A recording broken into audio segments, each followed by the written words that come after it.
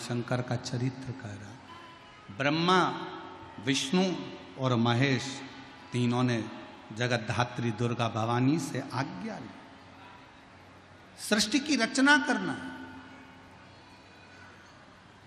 ब्रह्मा जी तुम सृष्टि की रचना करो। ब्रह्मा जी ने पूछा कि सृष्टि की रचना करूं कैसे। शंकर भगवान ने अपने अर्धनारीश्वर स्वरूप का दर्शन देकर कहा कि आधे पुरुष बना दो, आधे स्त्री बना दो। ब्रह्मा जी को समझ नहीं आया तो उन्होंने एक ही व्यक्ति को आधा पुरुष आधा स्त्री बना दिया, तो पूरी की पूरी सृष्टि किन्नर ही किन्नरों की हो गई। जहां देखो वहीं पर किन्नर नजर आने लगे, जहां देखो वहीं किन्नर दिखने लगे, किन्नर ही किन्नर नजर आ रहे थे।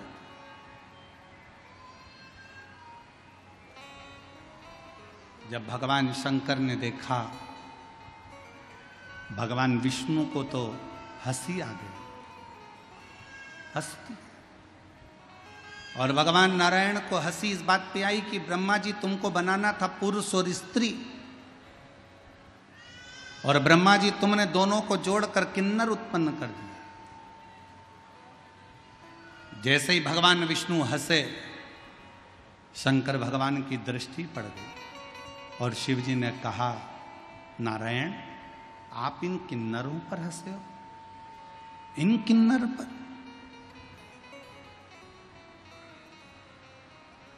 नारायण किन्नर को देखकर तुम हंसे हो, इसलिए एक बार तुमको भी किन्नर बनना पड़ेगा, तुमको भी किन्नर बनना पड़ेगा।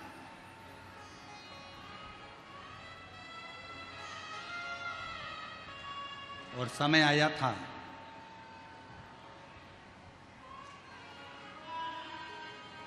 पांडव और कौरवों का युद्ध हो रहा था।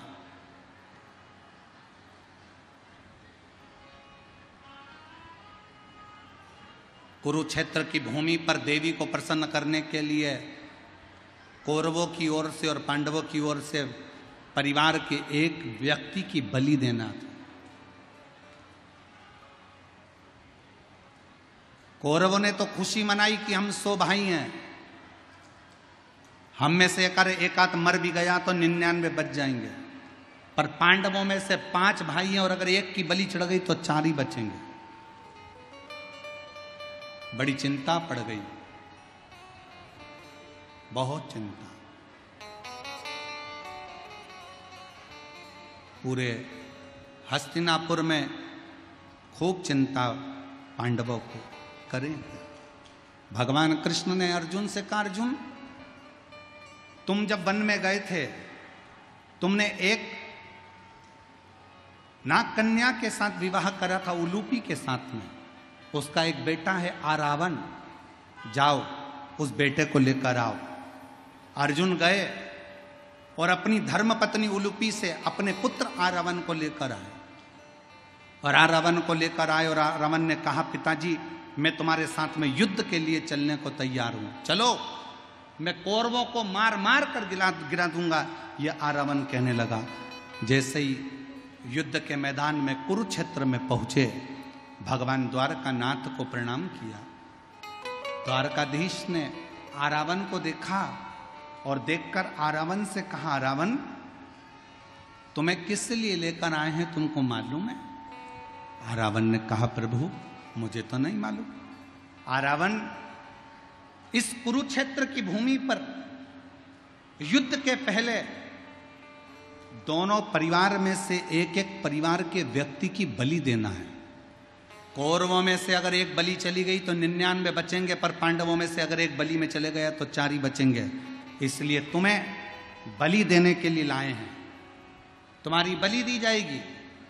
आरावन ने द्वारकानाथ के चरणों को प्रणाम कर कर कहा, द्वारकाधीश मैं बलि देने को तैयार हूं, पर मैंने सुना था अपनी मां के मुख से, अगर कोई कुंवारी अवस्था में मर जाता है ना, तो ना तो उसको पिंड मिलता है, ना उसका तर्पण होता है, ना उसकी तिलांजलि होती है। ना उसका गया श्राद्ध होता है, ना उसका गंगा तर्पण होता है। जो कुंवारी अवस्था में मर जाता है वो तो प्रेत की योनि में पड़ा रहता है, वो आहूत की योनि में पड़ा रहता है। और मैं कुंवारा हूं, अभी मेरी शादी नहीं हुई है, और अगर मैं कुंवारा मर गया तो मैं तो प्रेत की योनि में पड़ा रहूंगा। इसलिए प्रभु, अगर मेरी बलि कल चढ़ाना है तो आज रात्रि को मेरा विवाह कर दीजिए। भगवान द्वारकानाथ ने पांडवों को बुलाया कि इसके लिए लड़की ढूंढो, एक रात्रि के लिए लड़की चाहिए, बस विवाह होगा, दूसरे दिन ये मर जाएगा। कोई बाप अपनी बेटी का विवाह करने को तैयार नहीं हुआ।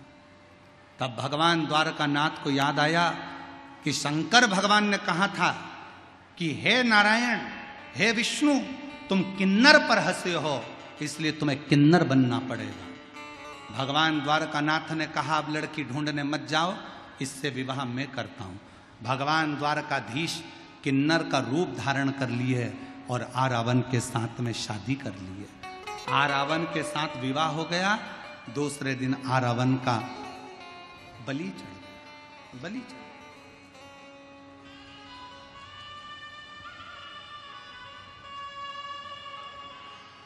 किन्नर मांग में सिंदूर भरते हैं, किन्नर पांव में बिछुड़ी पहनते हैं, किन्नर हाथ में चूड़ी पहनते हैं, किन्नर माथे पर बिंदी लगाते हैं, किन्नर गले में मंगलसूत्र पहनते हैं। दुनिया के लोग पूछते हैं तुम्हारा पति कौन है, तो किन्नर का पति आज भी किन्नर समाज में एक घड़े के साथ रात्रि को फेरे डलते हैं आरावन के साथ, और उसका विवाह होता है और सुबेरे वो घड़ा फोड़ा जाता है। भगवान द्वारकानाथ ने कहा था ये स्वरूप मैंने धारण किया है, एक किन्नर पर हंसा हूं इसलिए स्वरूप मुझे मिला, अखंड सौभाग्य का परिचारक रहूंगा मैं किन्नर का। इसलिए शादी हो, विवाह हो, बच्चे हो, किन्नर हमारे दरवाजे पर आकर नृत्य कर कर, भजन गाकर, बधाई गाकर थोड़ी सी बधाई लेकर जाते हैं। परिचारक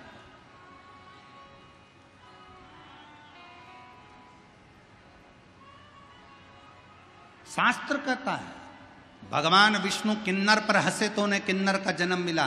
कोई विकलांग है उस पर कभी मत हंसो, कोई लूला है उस पर कभी मत हंसो, कोई अंधा है उस पर कभी मत हंसो, कोई बहरा है उस पर कभी मत हंसो, कोई बहुत मोटा है उसको देखकर मत हंसो, कोई बहुत दुर्बल है उसको देखकर मत हंसिए, कोई अपने शरीर से बहुत रोगीला है उसको देखकर मत हंसिए। शिव पुराण की कथा कहती है कि जब भगवान शंकर के सामने भगवान विष्णु स्वयं किन्नर पर हंसे थे तो भगवान नारायण को भी पृथ्वी पर आकर किन्नर बनना पड़ा था। संसार में हम किसी पर हंसेंगे तो हमारा जन्म अगला वैसा की वैसा ही होगा, हम उसी जन्म में पहुंचेंगे, हम उसी जन्म को धारण करेंगे, हम उसी जन्म के अंतर्गत आएंगे।